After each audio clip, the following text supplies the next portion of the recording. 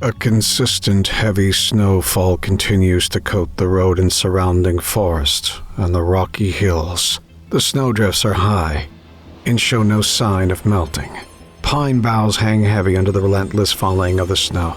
A full moon shines overhead, creating false shadows with every gust of wind. In the distance, headlights appear as the wind rustles the tree branches that look ready to break. Alec and Karen, a young and attractive couple, look out into the howling blizzard. Karen exudes panic while Alec maintains a forceful but confident grip on the steering wheel. The road looks impassable as the SUV drives on. Alec, you need to slow down. These roads are awful. You're overreacting. This isn't any worse than driving in a Cleveland snowstorm. But this is Maine. You don't know this road. There's no one around to help us if anything happens. We're fine. This is a 2016 Range Rover. It was made for this kind of thing. Besides, we all have our camping gear in the back and I have full cell service. We're an hour out from Moosehead Lake. We can't be more than 30 minutes out from the nearest town. Act like we've done this 30 times before. Because we have. You don't even know where we are. The GPS hasn't gotten a signal since we left. Doesn't look like anyone has driven on this road in days. Snow falls harder now. The wind is picked up, but the moon overhead is steadily being shrouded in cloud cover. One shadow in the road isn't moving with the wind. You're being so ridiculous right now. You said it yourself. There's no one else around and this thing handles like a champ in this weather. What the fuck?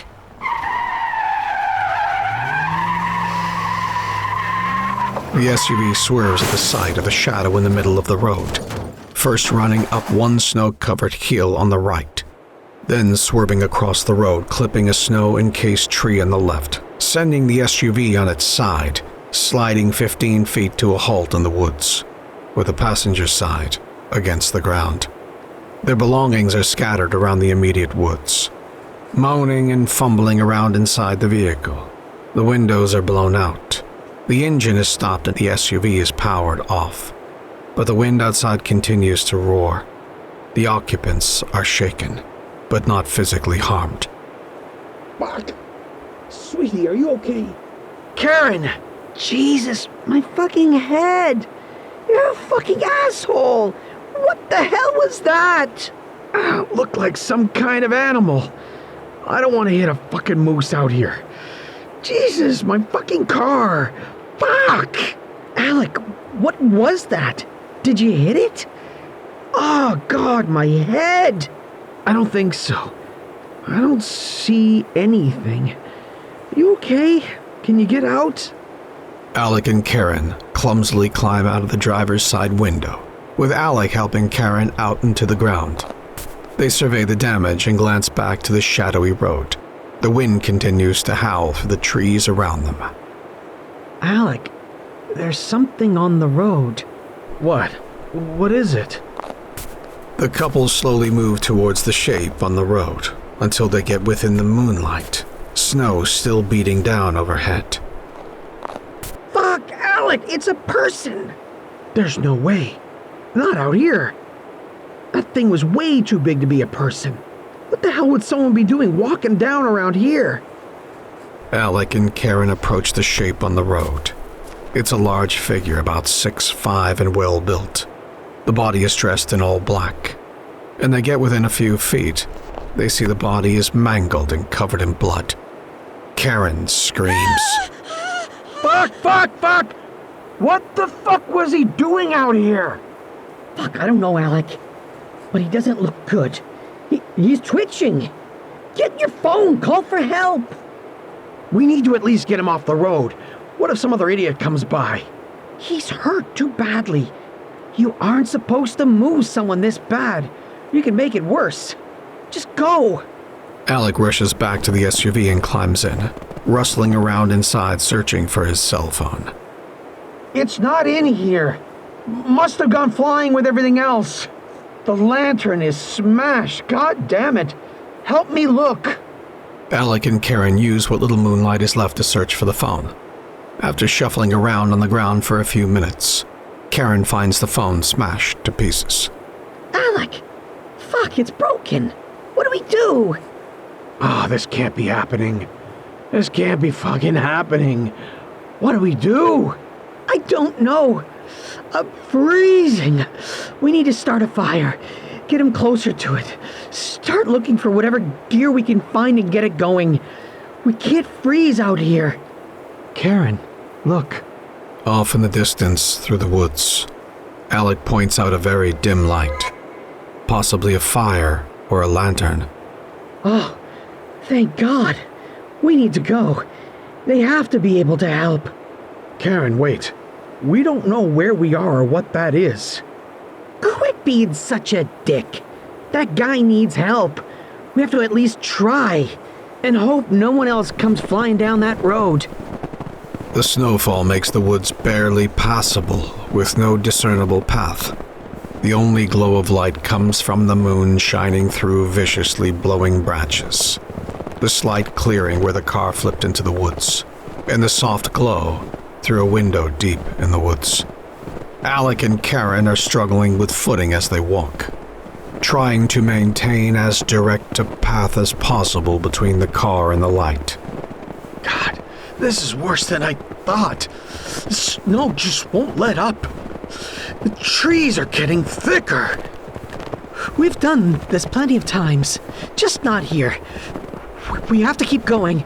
Just think about that poor guy back there. We have to do what we can to help him, Alec. We have to at least try. I am thinking about him.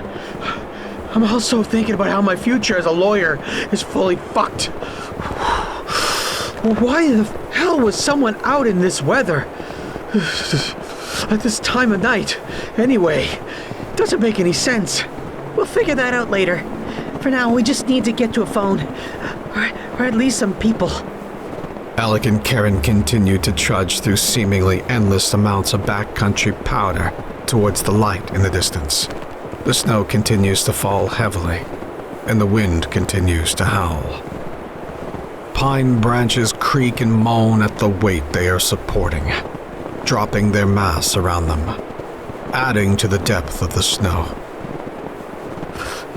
Do you see that? Looks like a cabin. There has to be someone there. It's probably that guy's place.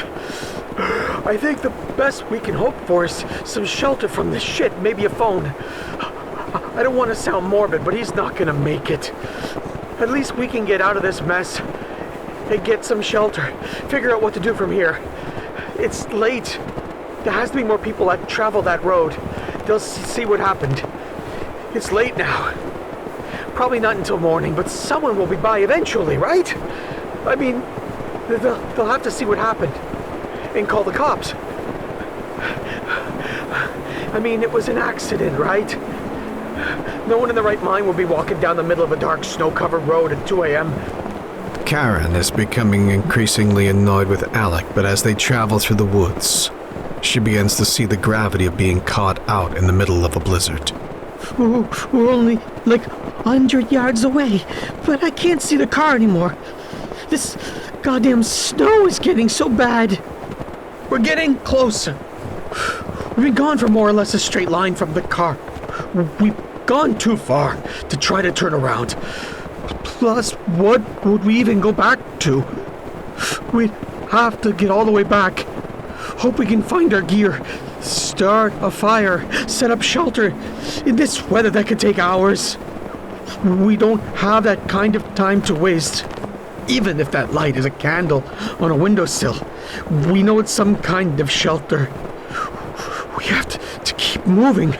We need to pick up the pace. They arrive at the old weathered cabin.